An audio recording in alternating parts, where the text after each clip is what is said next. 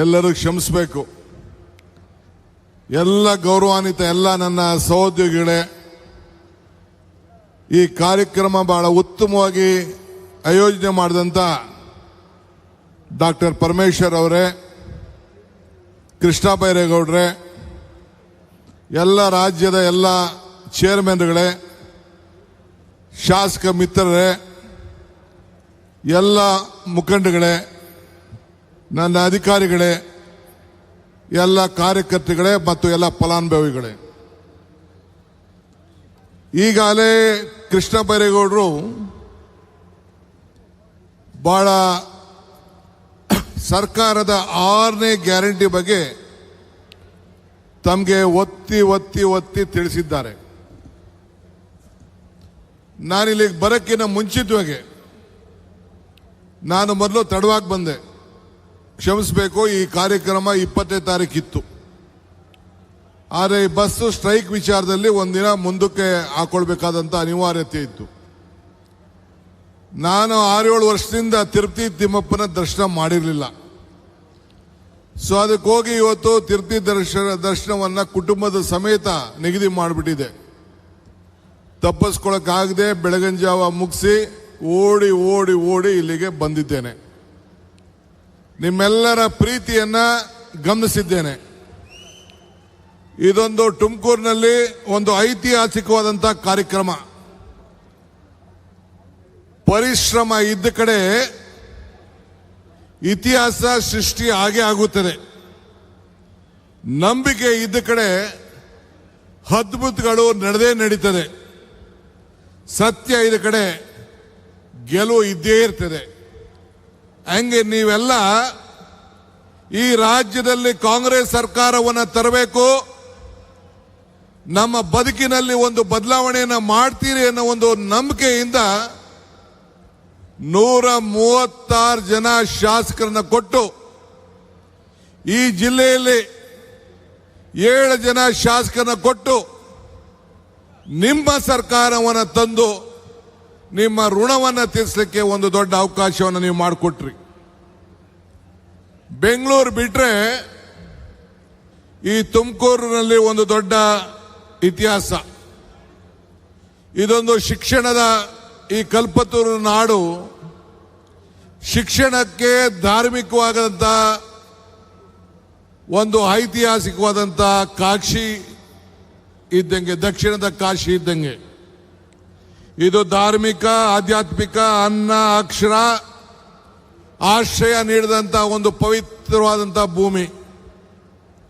ಈಗ ತಾನೇ ಡಾಕ್ಟರ್ ಪರಮೇಶ್ವರ್ ಅವರು ಹೇಳ್ತಾ ಇದ್ರು, ಬೆಂಗಳೂರಿಗೆ ಜನಸಂಖ್ಯೆಯನ್ನ ನಿಯಂತ್ರಣ ಮಾಡಬೇಕಾದ್ರೆ ಈ ಬೆಂಗಳೂರಿನ ಉತ್ತರ ಭಾಗದಲ್ಲಿ ಒಂದೇ ಒಂದು ಉಪಾಯ, ಈ ತುಮಕೂರನ್ನ 2ನೇ ಬೆಂಗಳೂರಾಗಿ ಪರಿವರ್ತನೆ ಆಗಬೇಕು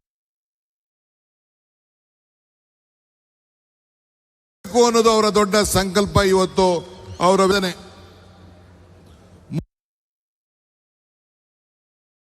3 ವರ್ಷಗಳಲ್ಲಿ ನಾವೇನು ಕಾರ್ಯಕ್ರಮಗಳನ್ನು ಅಧಿಕಾರ ಸಿಕ್ಕಿದಾಗ ನಾವೇನು ಮಾಡಿದ್ದೇವೆ ಅಂತ ಹೇಳಿದ್ರೆ, ಇದು ಗಂಡುಗಟ್ಟಲೆ ಚರ್ಚೆಯನ್ನ ನೀವೆಲ್ಲ ಗಮನಿಸಿದ್ದೀರಿ.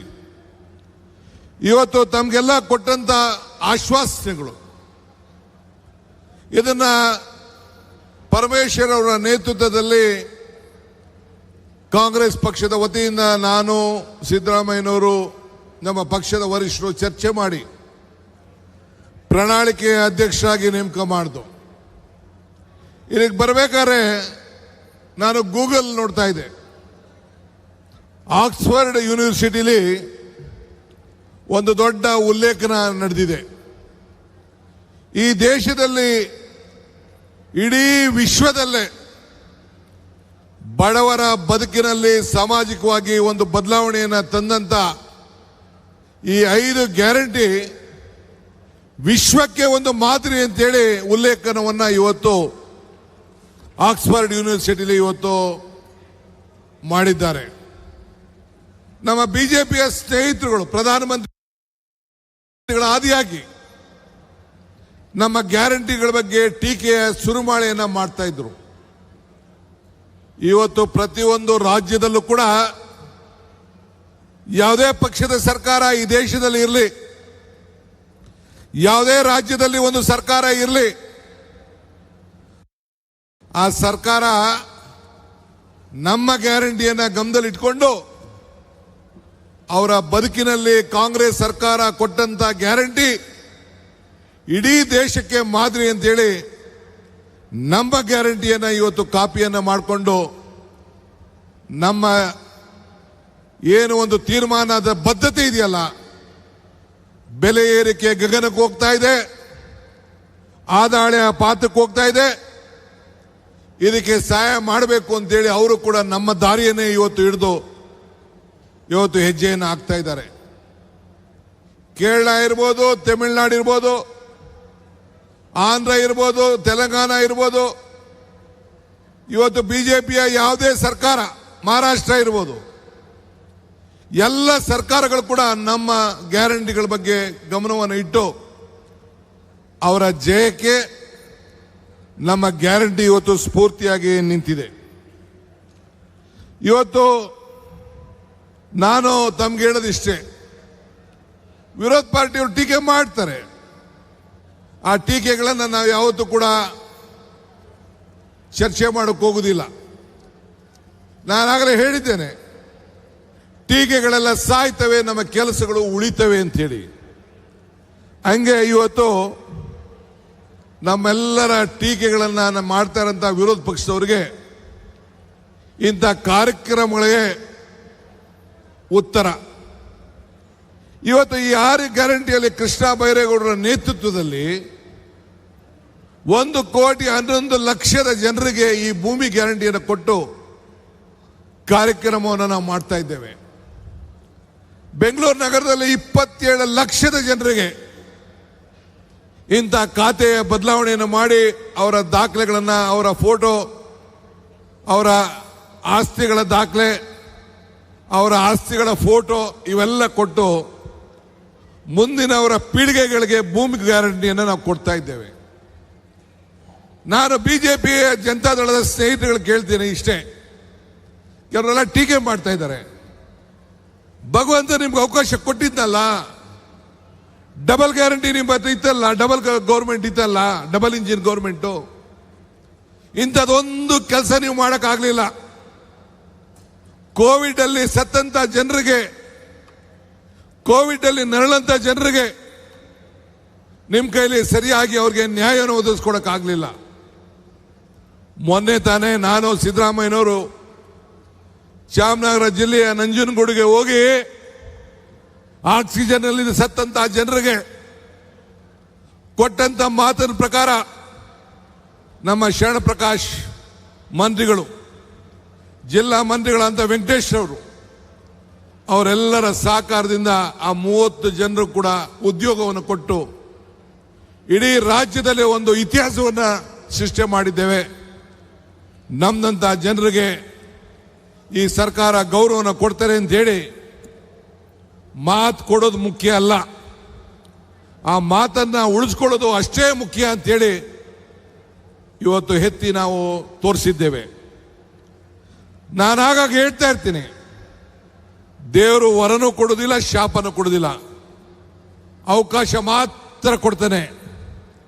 ಕೊಟ್ಟಂತ ಅವಕಾಶದಲ್ಲಿ ನೀವು ಸರಿಯಾದ ರೀತಿ ಉಪಯೋಗಿಸ್ಕೊಳ್ಬೇಕು ಅಂತೇಳಿ ಇವತ್ತು ಈ ಕೃಷ್ಣ ಬೈರೇಗೌಡರ ಇಲಾಖೆಯಲ್ಲಿ ನಮ್ಮ ಎಲ್ಲ ಅಧಿಕಾರಿಗಳಿದ್ದಾರೆ, ನಮ್ಮ ಸೆಕ್ರೆಟರಿ ಅವರು, DC ಅವರು ಎಲ್ಲ ಕೂಡ, ವಿಲೇಜ್ ಅಕೌಂಟೆಂಟ್ ಇಂದ ಹಿಡಿದು ಎಲ್ಲ ನೀವೆಲ್ಲ ಕೆಲಸ ಮಾಡಿದ್ದೀರಿ, ರೆವಿನ್ಯೂ ಇನ್ಸ್ಪೆಕ್ಟರ್ ಎಲ್ಲ.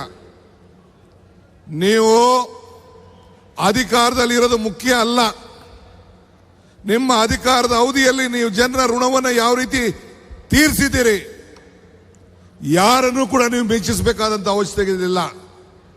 ನಿಮ್ಮ ಆತ್ಮ ಸಾಕ್ಷಿಗೆ ನೀವೆಲ್ಲ ಸಮಾಧಾನ ರೀತಿಯಲ್ಲಿ ನೀವೆಲ್ಲ ದುಡಿದಿದ್ದೀರಿ. ಅದಕ್ಕೆ ಕೃಷ್ಣ ಬೈರೇಗೌಡರ ಮುಖಂಡತ್ವದಲ್ಲಿ ಆ ಇಲಾಖೆ ಎಲ್ಲ ಅಧಿಕಾರಿಗಳಿಗೆ ಕಾಂಗ್ರೆಸ್ ಸರ್ಕಾರದ ಪರವಾಗಿ, ಈ ನಾಡಿನ ಎಲ್ಲ ಜನತೆಯ ಪರವಾಗಿ ಅವ್ರಿಗೊಂದು ಕೋಟಿ ನಮಸ್ಕಾರಗಳನ್ನು ಅರ್ಪಿಸಲಿಕ್ಕೆ ಸರ್ಕಾರದ ಪರವಾಗಿ, ಪಕ್ಷದ ಪರವಾಗಿ ಬಯಸ್ತೇನೆ. ಎಲೆಕ್ಷನ್ ಬಂದಾಗ ಒಂದು ಮಾತು ಹೇಳಿದ್ದೆ. ಮೊನ್ನೆ ತಾನೇ ಕುಮಾರಸ್ವಾಮಿ ಅವರು ಬೆಂಗಳೂರು ನಗರದಲ್ಲಿ ಬಿಯಿಂದ ಎ ಖಾತೆ ಮಾಡಿಸ್ಬೇಕಾರೆ ನಮ್ಮ ಸರ್ಕಾರ ಬಂದ್ಬಿಡ್ತದೆ, ನೀವು ಯಾರು ದುಡ್ಡು ಕಟ್ಟಕ್ಕೆ ಹೋಗ್ಬೇಡಿ, ನಾವು ಬಂದು ಮಾಡ್ತೀವಿ ಅಂತ ಪಾಪ ಮಾತಾಡಿದ್ದಾರೆ. ಅದಕ್ಕೆ ಹಿಂದೆನೇ ನಾನು ಉತ್ತರವನ್ನು ಹೇಳಿದ್ದೇನೆ. ಕೊಟ್ಟ ಕುದುರೆಯನ್ನು ಅಲ್ಲಮ್ಮ ಪ್ರಭುಗಳು ಒಂದ್ ಕಡೆ ಒಂದು ಮಾತು ಹೇಳ್ತಾರೆ, ಕೊಟ್ಟ ಕುದುರೆಯನ್ನು ಹೇರಲು ಬಯಸುವನು ವೀರನೂ ಅಲ್ಲ ಶೂರನೂ ಅಲ್ಲ. ಅಧಿಕಾರ ಕೊಟ್ಟಾಗ ನಿನ್ ಕೈಲಿ ಮಾಡಕ್ಕಾಗದೇ ಇದ್ದಾಗ, ಅಧಿಕಾರ ಇಲ್ಲದೆ ಹೋದಾಗ ಬರೀ 17 ಜನ ಮಡಿಕೊಂಡು ನಾನು ಹರಿತೀನಿ ಅಂತಂದ್ರೆ ನಿಮ್ಮ ಕೈಲಿ ಏನು ಮಾಡಲಿಕ್ಕೆ ಸಾಧ್ಯ ಇಲ್ಲ. ನಿಮ್ಮ ಶಾಸಕರು ವಿಧಾನಸಭೆಯಲ್ಲಿ ಒಬ್ರು ಕೂಡ ಈ ಬಡವರ ಬಗ್ಗೆ ಒಂದಿನ ಒಂದು ಮಾತಾಡಕ್ಕಾಗಿಲ್ಲ. ನಿಮ್ಮಲ್ಲಿರೋಂಥ ಸಮಸ್ಯೆ ಬಗ್ಗೆ ಬಗೆಹರಿಸ್ಕೊಳ್ಳೋಕೆ ನಿಮ್ಮ ಹತ್ರ ಟೈಮ್ ಇಲ್ಲ. ಇನ್ನು ಸರ್ಕಾರ ಬರ್ತದೆ ಅನ್ನೋ ಮಾತಾಡೋಂಥ ಅವಶ್ಯಕತೆ ಬೇಡ. ಈ ರಾಜ್ಯದ ಜನತೆ ಬಿಜೆಪಿಗೆ ಒಂದು ದೊಡ್ಡ ಅವಕಾಶ ಪಾರ್ಲಿಮೆಂಟಲ್ಲಿ ಕೊಟ್ಟರು, ಲೋಕಸಭೆಯಲ್ಲಿ ಕೊಟ್ಟರು. ಪ್ರಧಾನಮಂತ್ರಿಗಳು ಏನು ಹೇಳ್ತಾ ಇದ್ದಾರೆ? ಇವತ್ತು ನಾವು ಗ್ಯಾರಂಟಿ ಕೊಟ್ಟು ನಿಮ್ಮ ಬದುಕಿನಲ್ಲಿ ನಾವು ಬೆಳಕನ್ನು ಕೊಡ್ತಾ ಇದ್ದೇವೆ. ಅದಕ್ಕೆ ಎಲೆಕ್ಷನ್ ಟೈಮಲ್ಲಿ ಹೇಳಿದ್ದು ನಾನು, ಕಮಲ ಕೆರೆಯಲ್ಲಿದ್ದರೆ ಚಂದ, ತೆನೆ ಹೊಲದಲ್ಲಿದ್ದರೆ ಚಂದ, ಈ ದಾನ ಧರ್ಮ ಮಾಡುವ ಕೈ ಅಧಿಕಾರದಲ್ಲಿದ್ದರೆ ಮಾತ್ರ ಚಂದ ಅಂತ ಹೇಳಿದೆ. ಈ ದಾನ ಧರ್ಮ ಮಾಡುವ ಕೈ ಅಧಿಕಾರ ಇದ್ದದಕ್ಕೆ ಇಂಥ ಗ್ಯಾರಂಟಿಗಳನ್ನು ಕೊಟ್ಟು ನಿಮ್ಮ ಬದುಕಿನಲ್ಲಿ ಬದಲಾವಣೆಯನ್ನು ಇವತ್ತು ನಾವು ಮಾಡ್ತಾ ಇದ್ದೇವೆ. ಇವತ್ತು ಬದುಕಿನಲ್ಲಿ ಹೆಜ್ಜೆ ಗುರುತುಗಳನ್ನು ಉಳಿಸ್ಕೊಳ್ಬೇಕು ಅನ್ನೋ ದೃಷ್ಟಿಯಿಂದ ಇಂಥ ಕಾರ್ಯಕ್ರಮವನ್ನು ಮಾಡ್ತಾ ಇದ್ದೇವೆ. ನಾನು ಬಿಜೆಪಿ ಸ್ನೇಹಿತರುಗಳ ಕೇಳ್ತಾ ಇದ್ದೀನಿ, ಬಹಳ ಕನಸು ಕಾಣ್ತಾ ಇದ್ದಾರೆ ಪಾಪ. ನಿಮ್ಮ ಪ್ರಧಾನಮಂತ್ರಿಗಳು ಯಾಕೆ ಹೇಳ್ತಾ ಇದ್ದಾರೆ? ಪೆಟ್ರೋಲ್ ಕಡಿಮೆ ಉಪಯೋಗಿಸಿ, ಅಡುಗೆ ಎಣ್ಣೆ ಕಡಿಮೆ ಉಪಯೋಗಿಸಿ, ಎಲ್ಲ ಕಡಿಮೆ ಮಾಡಿ, ಎಲ್ಲ ಮೆಟ್ರೋಲ್ ಓಡಾಡಿ, ಬಸ್ಸಲ್ಲಿ ಓಡಾಡಿ, ಕಾರ್ ಬಳಸಬೇಡಿ, ಚಿನ್ನ ತಗೋಬೇಡಿ, ನಿಮ್ಮ ಮಾಂಗಲ್ಯ ಚಿನ್ನನ ತೆಗೆದಾಕ್ಬಿಟ್ಟು ಚಿನ್ನನೂ ಬೇಡ, ಅರ್ಶಿನ ಕೊಂಬು ಕಟ್ಕೊಳ್ಳಿ ಅಂತ ಹೇಳ್ತಾ ಇದ್ದಾರೆ. ನಿಮ್ಮ ಶ್ರಮ, ನಿಮ್ಮ ಬದುಕು, ನಿಮ್ಮ ಕಷ್ಟ, ನಿಮ್ಮ ಜೀವನ ಇರೋದೊಂದು ಜೀವನ. ಆ ಜೀವನದಲ್ಲಿ ನಿಮ್ಮ ಬೆವರಿಗೆ, ನಿಮ್ಮ ಬೆವರಿನ ಬದುಕಿಗೆ, ಬೆವರು ನಿಮ್ಮ ಶ್ರಮದಿಂದ ಬಂದಂತ ಬೆವರು, ಯಾರು ಕೊಟ್ಟಂತ ಬೆವರಲ್ಲ ಅದು. ನೀವು ಸಂತೋಷವಾಗಿಡಬೇಕಾದ್ದು ನಿಮ್ಮ ಜವಾಬ್ದಾರಿ. ಹೇಳಬೇಕು ಪ್ರಧಾನಮಂತ್ರಿಗಳು, ಈ ದೇಶ ಯಾಕೆ ಇಂಥ ಪರಿಸ್ಥಿತಿಗೆ ಬಂತು? ಡಾಲರ್ ಬೆಲೆ 96 ರೂಪಾಯಿ ಆಗೋಗಿದೆ. ಪೆಟ್ರೋಲ್ ಬೆಲೆ ಇವತ್ತು ಕೂಡ 1 ರೂಪಾಯಿ ಜಾಸ್ತಿಯನ್ನು ಇವತ್ತು ಕೂಡ ಮಾಡಿದ್ದಾರೆ. ಇವತ್ತು ನಾನು ತಮ್ಗೆ ಹೇಳೋದು, ಬಿಜೆಪಿ ನಾಯಕರುಗಳು ಯಾಕೆ ಮಾತಾಡ್ತಾ ಇಲ್ಲ? ಸಂಸತ್ ಸದಸ್ಯರು ಯಾಕೆ ಹೇಳ್ತಾ ಇಲ್ಲ? ಅಶೋಕ್ ಆಗಲಿ, ವಿಜೇಂದ್ರ ಆಗಲಿ ಯಾಕೆ ಇದ್ರ ಬಗ್ಗೆ ಚರ್ಚೆ ಮಾಡ್ತಾ ಇಲ್ಲ? ಜನರ ಹೊಟ್ಟೆಪಾಡಿಗೆ ಏನು ನಿಮ್ಮ ಉತ್ತರ ಅನ್ನೋದನ್ನ ಈ ಸಂದರ್ಭದಲ್ಲಿ ಹೇಳಬೇಕು. ಇವತ್ತು ನಾನು ತಮ್ಗೆ ಹೇಳೋದಿಷ್ಟೇ, ನಾನು ಜಾಸ್ತಿ ಮಾತಾಡೋಕೆ ಹೋಗುದಿಲ್ಲ. ಅಂಬೇಡ್ಕರ್ ಅವರು ಹೇಳ್ತಾರೆ, ಇತಿಹಾಸ ಮರ್ತವನು ಇತಿಹಾಸವನ್ನು ಸೃಷ್ಟಿ ಮಾಡಲಿಕ್ಕೆ ಸಾಧ್ಯ ಇಲ್ಲ ಅಂತೇಳಿ. ಹಂಗೆ ಮರಕ್ಕೆ ಬೇರು ಎಷ್ಟು ಮುಖ್ಯನೋ ಮನುಷ್ಯನಿಗೆ ನಂಬಿಕೆ ಕೂಡ ಅಷ್ಟೇ ಮುಖ್ಯ. ನಿಮ್ಗೆಲ್ಲ ಈ ಕಾಂಗ್ರೆಸ್ ಸರ್ಕಾರದ ಮೇಲೆ, ಕಾಂಗ್ರೆಸ್ ಪಕ್ಷದ ಮೇಲೆ ನಂಬಿಕೆ ಇದೆ. ಒಂದು ಇತಿಹಾಸ ಉಳ್ಳಂತ ಪಕ್ಷ, ಚರಿತ್ರೆ ಉಳ್ಳಂತ ಪಕ್ಷ, ಬಡವರ ಬದುಕಿನಲ್ಲಿ ಒಂದು ಬದಲಾವಣೆ ಮಾಡ್ತಾರಂತ ಒಂದು ಪಕ್ಷ. ಸೊ ಹಂಗೆ ಬೇರಿಲ್ಲ ಅಂದ್ರೆ ಯಾವ ಮರ ಕೂಡ ಗಟ್ಟಿಯಾಗಿ ಉಳಿಲಿಕ್ಕೆ ಸಾಧ್ಯ ಇಲ್ಲ. ಹಂಗೆ ಇವತ್ತು ಈ ಬೇರಿಗೆ, ನಿಮ್ಮ ಬದುಕಿಗೆ ಕಾಂಗ್ರೆಸ್ ಸರ್ಕಾರನೇ ಆಧಾರ. ಉಳ್ಳೋನ್ಗೆ ಭೂಮಿ ಇರ್ಬೋದು, ಈ ಭೂಮಿ ಗ್ಯಾರಂಟಿ ಇರ್ಬೋದು, ನಿಮ್ಮ ಬದುಕಿಗೆ ಹಣ ಇರ್ಬೋದು. ಇವತ್ತು ಗ್ಯಾರಂಟಿ ನಮ್ಮ ಶಕ್ತಿ ಯೋಜನೆ, ನಮ್ಮ ರಾಮಲಿಂಗಾರೆಡ್ಡಿ ಅವರು ಇಲ್ಲೆಲ್ಲ ಇರಬೇಕು. 5,000 ಹೊಸ ಬಸ್ಸನ್ನು ತೆಗೆದಿದ್ದೀವಲ್ಲ, ನನ್ನ ತಾಯಿಂದಿರು ಓಡಾಡ್ಲಿಕ್ಕೆ ನಿಮ್ಮ ಕೈಲಿ ಆಯ್ತಾ? ಅದು ಆಯ್ತಾ? ಹಂಗೆ ದೇವ್ರು ಕೊಟ್ಟಿರೋದು ಎರಡು ಆಯ್ಕೆ, ಒಂದು ಕೊಟ್ಟು ಹೋಗ್ಬೇಕು, ಇಲ್ಲ ಬಿಟ್ಟು ಹೋಗ್ಬೇಕು. ಹಂಗೆ ಅಧಿಕಾರ ಸಿಕ್ಕಂತ ಸಂದರ್ಭದಲ್ಲಿ ಈ ವೇದಿಕೆಯಲ್ಲಿರುವಂಥ ಎಲ್ಲ ನನ್ನ ಮಂತ್ರಿಗಳು, ಸಹೋದ್ಯೋಗಿಗಳು ಅವರವ್ರ ಇಲಾಖೆಯಲ್ಲಿ ಒಂದು ದೊಡ್ಡ ಸಾಧನೆಗಳನ್ನು ಮಾಡಿ ನಿಮಗೆಲ್ಲ ಒಂದು ಶಕ್ತಿಯನ್ನು ತುಂಬಿದ್ದಾರೆ. ಆದ್ದರಿಂದ ನಿಮ್ಮ ಪ್ರೀತಿ ವಿಶ್ವಾಸ ಯಾವಾಗಲೂ ಕೂಡ ಇರಲಿ. ಮತ್ತೆ ಈ ರಾಜ್ಯದಲ್ಲಿ ನಿಮ್ಮ ಸರ್ಕಾರ ಬಂದೇ ಬರ್ತದೆ. ಬರ್ಕೊಳ್ಳಿ, ಇವತ್ತು ಜನತಾದಳ ಬಿಜೆಪಿಯವರು ಇಬ್ರು ಸೇರಿ ಬರ್ಕೊಳ್ಳಿ, ನೀವು ಬರ್ಕೊಳ್ಳಿ. ನಿಮ್ಮ ಸರ್ಕಾರ, ಕಾಂಗ್ರೆಸ್ ಸರ್ಕಾರ ಈ ರಾಜ್ಯದಲ್ಲಿ ನಿಮ್ಮ ಬದುಕಿನ ನಾವು ಯಾವ ರೀತಿ ಬದಲಾವಣೆಯನ್ನು ಮಾಡ್ತಾ ಇದ್ದೇವೆ, ಇಡೀ ದೇಶಕ್ಕೆ ಒಂದು ಮಾದರಿ ಸರ್ಕಾರವನ್ನು ಕೊಟ್ಟಿದ್ದೇವೆ, ಅದನ್ನು ಉಳಿಸ್ಕೊಂಡು ಹೋಗ್ತೇವೆ. ನಿಮ್ಮ ಆಶೀರ್ವಾದ ಸದಾ ಇರಲಿ. ಈ ದೇಶಕ್ಕೆ ನೋಡಿ ರಾಷ್ಟ್ರ ಧ್ವಜ ಹಾರಾಡ್ತಾ ಇದೆ, ಬಣ್ಣ, ರಾಷ್ಟ್ರಗೀತೆ ಮಾತಾಡ್ತೇವೆ, ಸಂವಿಧಾನ ಮಾತಾಡ್ತೇವೆ. ಇಂಥದ್ದು ಒಂದು ಐತಿಹಾಸಿಕವಾದಂಥ ಪುಟಕ್ಕೆ ಬಿಜೆಪಿ ಸರ್ಕಾರ ಕೇಂದ್ರದಲ್ಲಾಗಲಿ ರಾಜ್ಯದಲ್ಲಾಗಲಿ ಸೇರಕ್ಕಾಗಲಿಲ್ಲ. ಇದಕ್ಕೆ ನಿಮ್ಮ ಆಶೀರ್ವಾದ ಯಾವಾಗಲೂ ಇರಲಿ ಅಂತೇಳಿ ಪ್ರಾರ್ಥಿಸಿ, ನನ್ನ ಸಹೋದ್ಯೋಗಿಗಳ ಹೆಸರುಗಳನ್ನು ಯಾರನ್ನು ಕೂಡ ನಾನು ತೆಗೆದುಕೊಳ್ಳಿಲ್ಲ, ಕ್ಷಮಿಸಬೇಕು ಅಂತ ಹೇಳಿ ಮತ್ತೆ ನಿಮ್ಮೆಲ್ಲರೂ ಕೂಡ ಶುಭ ಹಾರೈಸಿ ನನ್ನ ಮಾತನ್ನು ಮುಗಿಸ್ತೇನೆ. ಈ ಕಾರ್ಯಕ್ರಮ ಆಯೋಜಿಸಿದಂಥ ಪರಮೇಶ್ವರ್ ಮತ್ತು ಈ ಜಿಲ್ಲೆಯ ಎಲ್ಲ ಶಾಸಕರಿಗೆ, ಮುಖಂಡರುಗಳಿಗೆ, ನನ್ನ ಸಹೋದ್ಯೋಗಿಗಳಿಗೆ, ಅಧಿಕಾರಿಗಳಿಗೆ ಎಲ್ಲರೂ ಕೂಡ ವಂದಿಸಿ ಶುಭವನ್ನು ಹಾರೈಸ್ತೇನೆ. ಜೈ ಹಿಂದ್, ಜೈ ಕರ್ನಾಟಕ, ಜೈ ಕಾಂಗ್ರೆಸ್ ಸರ್ಕಾರ. ಕರ್ನಾಟಕ ರಾಜ್ಯದ ಸರ್ವಾಂಗೀಣ ಅಭಿವೃದ್ಧಿಯ ನಿಟ್ಟಿನಲ್ಲಿ ನಿರಂತರ ಹೆಜ್ಜೆಗಳನ್ನು ಹಾಕ್ತಾ ಇದೆ. ಡಿಸಿಎಂಗೆ ಧನ್ಯವಾದಗಳು. ಇನ್ನು ಗೃಹಲಕ್ಷ್ಮಿ